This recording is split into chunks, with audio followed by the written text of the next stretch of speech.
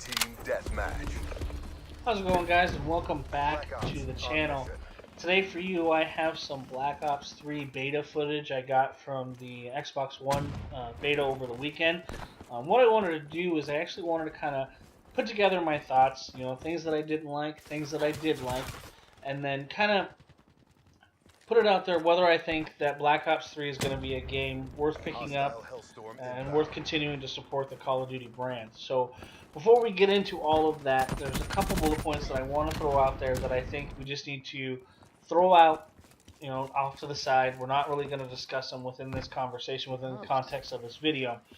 One, I think we're gonna throw out for the most part concern about lag, connection, getting into a game, being dropped from a game, being all those kinds of issues that are very indicative of a beta. All betas have these issues. All betas will have these issues, and I think it's kind of poor critique, if you will, to hold that against a developer when they're doing a beta. We all know that's what happens.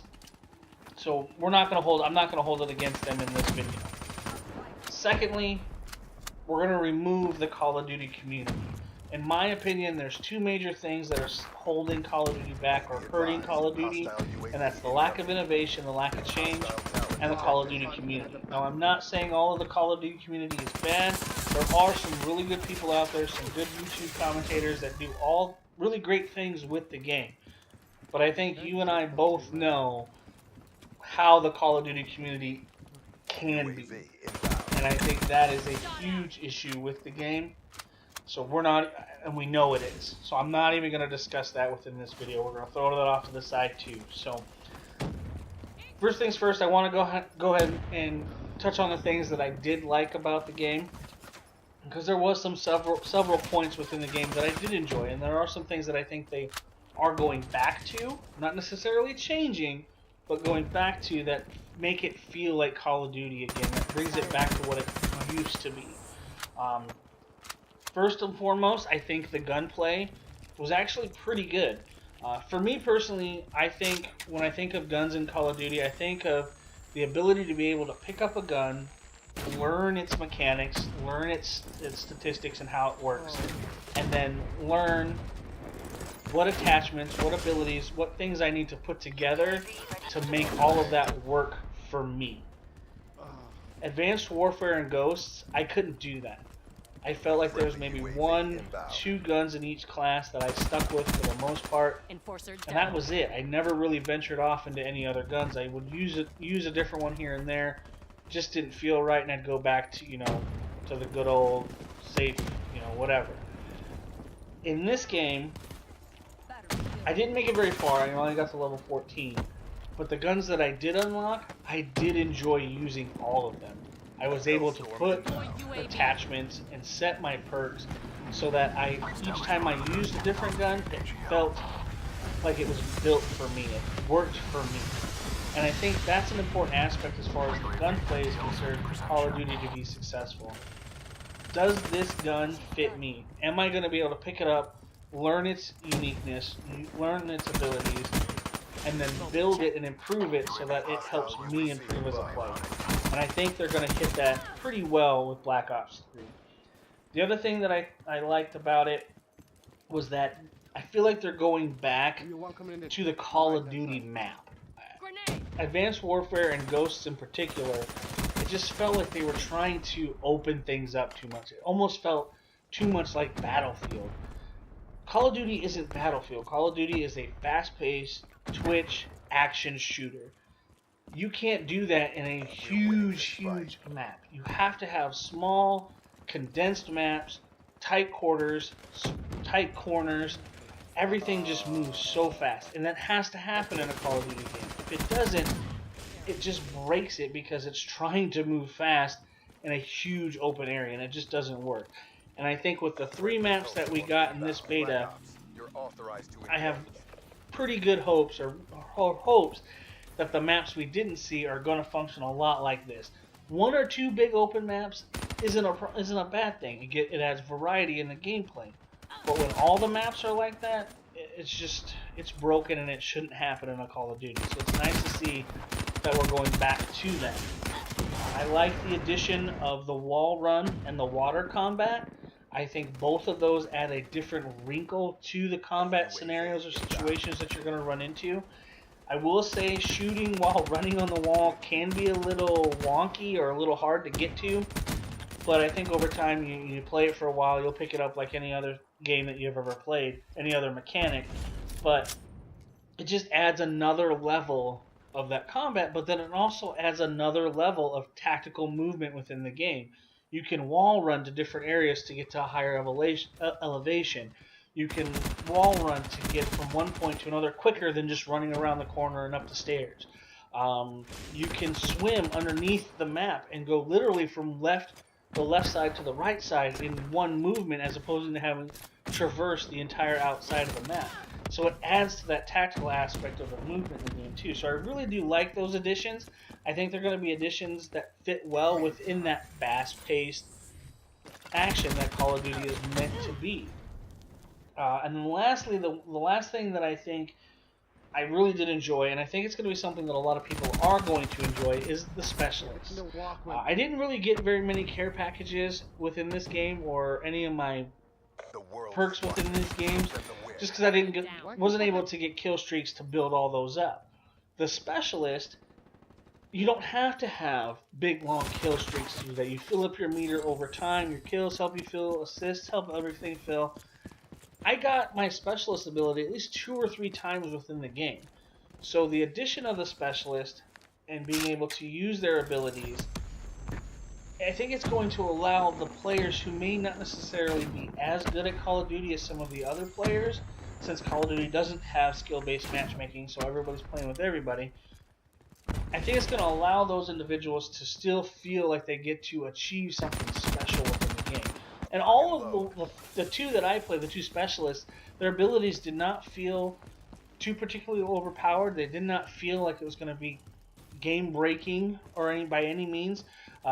They were both one-hit kills when you did land the ability, but you only have so many arrows, you only have so many shots, or so many times you can discharge something. So it'll go away over time. And it's not something, like I said, that I'm getting 6-7 times in a game right away if I'm not getting those kills like I should be. I'm only getting it 2 or 3 times.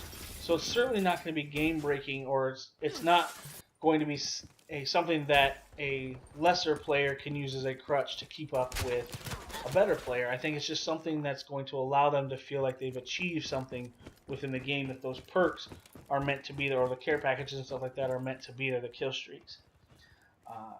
So there are some things within the game that I did like. And with that said, there are some things that I didn't like. And to me, they're pretty damning of Call of Duty, of Activision, of Treyarch, whoever's making the game, because these things continue to linger within the Call of Duty franchise, and it's just baffling that here we are now in 2015 and they're still an issue. First, I'm going to preface this first comment with the fact that I play hardcore. When I do play Call of Duty, I play hardcore. And the reason I play hardcore is that in core, the time to kill, it's long and random and just so imprecise. It's insane. It's maddening at times. There would be times where I would shoot somebody in the chest 3 to 4 times with an LMG, a gun that does major damage. He's able to not only bring up his SMG, but shoot me in the hip twice, and I die. That should never happen, ever. The fact that it still happens in Call of Duty just shows to me they're not making the necessary improvements to the game that should happen. If a player gets not only the draw on you, but I get 1 to 2 shots in you before you even pull your gun up, unless you are quick to shoot me in the head, to land a headshot, I should never lose that gun battle. But it happens, and it happens a lot. All you have to do in core is watch the kill feed. A lot of those times that you're dying that way, you're not being shot in the head. You're being shot in the foot, you're being shot in the leg, you're being shot in the midsection. Well after you've landed a couple shots yourself. That shouldn't happen anymore in a Call of Duty game. The other thing that shouldn't happen in Call of Duty anymore is campers and quickscoping. Why these two things even still exist in Call of Duty is beyond understanding. I'm not saying I know the fixes to camping and quickscoping.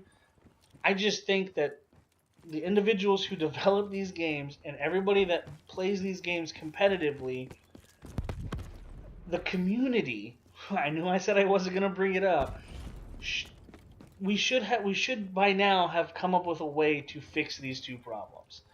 The fact that there are people that run around the map still with a sniper rifle as if it is a regular weapon, as if it's an assault rifle, an SMG, and still are able to just quickly get it up and shoot. Bam, you're dead. One shot. That shouldn't happen anymore. That should not happen anymore.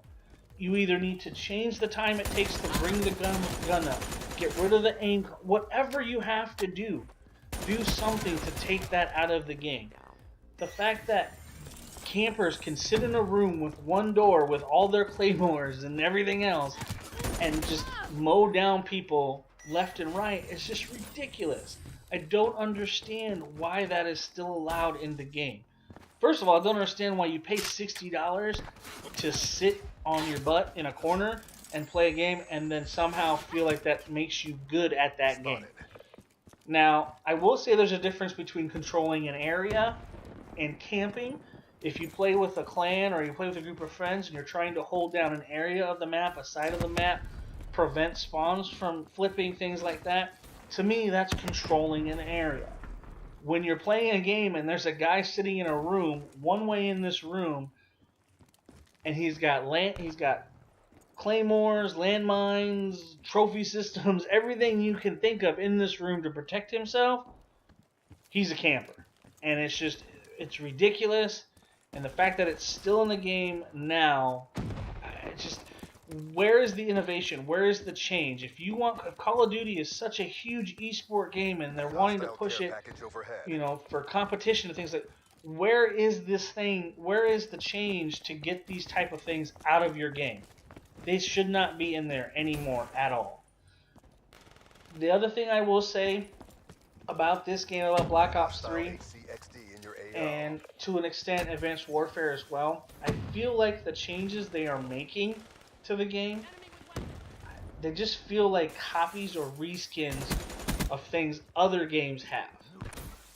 The jump, the double jump and all that stuff, Advanced Warfare, the boost jump here, the wall running, feels like just reskinned versions of Titanfall. The Specialist feels kind of like a reskinned version of the ability you get in Destiny.